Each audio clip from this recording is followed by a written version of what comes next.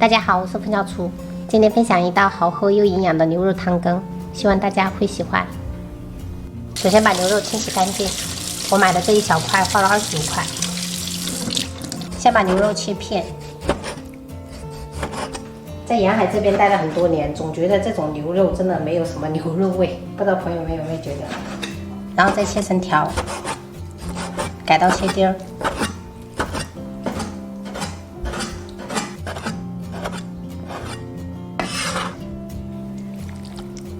准备一块老豆腐，先切片，然后切条，改刀切丁儿。朋友们，这道汤品主要就是食材要洗。准备洗净的香菇，先片成2瓣，然后切片，改刀切丁儿。像我们家1年4季都会做汤的，就是中午饭一定是要有汤配的。感觉没有汤就感觉这顿饭吃的就很噎。准备小块胡萝卜切丁儿，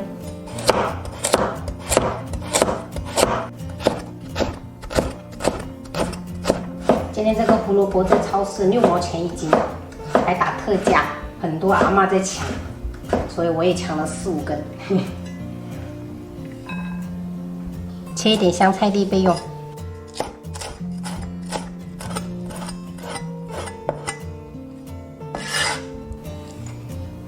锅中开水，下入胡萝卜、香菇、豆腐，焯水1分钟。香菇这样焯水可以去除杂质跟草酸，那这个豆腐呢就可以去除豆腥味了。胡萝卜是为了导致它快速的熟，所以说就焯水一下，一起焯水1分钟。好啦，关火，捞起来过凉水，防止豆腐粘连。重新倒一锅冷水，下入牛肉，下入姜片、葱节。适量料酒，大火煮开，烧开后撇去浮沫，然后把牛肉捞起来备用。碗中打入2个蛋清，搅散。锅中烧开水，把所有的食材加进去，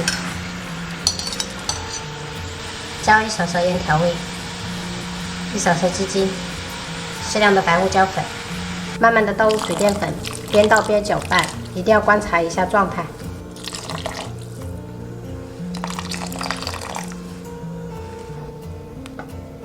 饺子像这样子比较浓稠，如果喜欢更浓稠，可以多加一点水淀粉。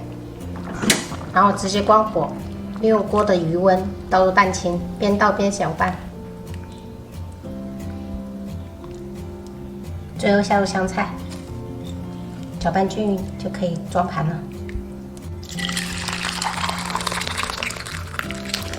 一道非常有营养的牛肉汤羹就做好啦，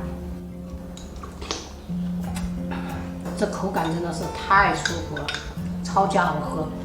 而且现在我们天气转凉了，这样子来一碗这样汤羹特别舒服。朋友们有空的话一定要试一下这一道牛肉汤羹，绝对不会让你们失望的。这些食材搭配在一起，简单又美味，而且非常的健康，家里面的老人小孩都可以多喝。好啦，本期视频我们就分享到这里啦，喜欢我的视频记得关注我，我是温小厨，下期再见，拜拜。